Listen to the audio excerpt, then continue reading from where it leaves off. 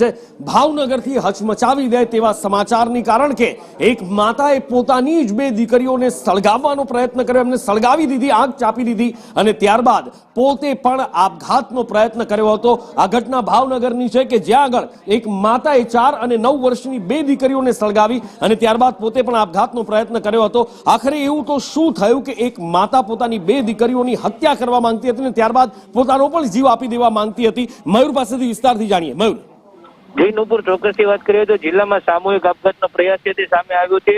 ભાવનગર નજીક જે હાથપ ગામ આવેલું છે તે સામૂહિક આપઘાતનો જે છે તે પ્રયાસ કરવામાં આવ્યો છે।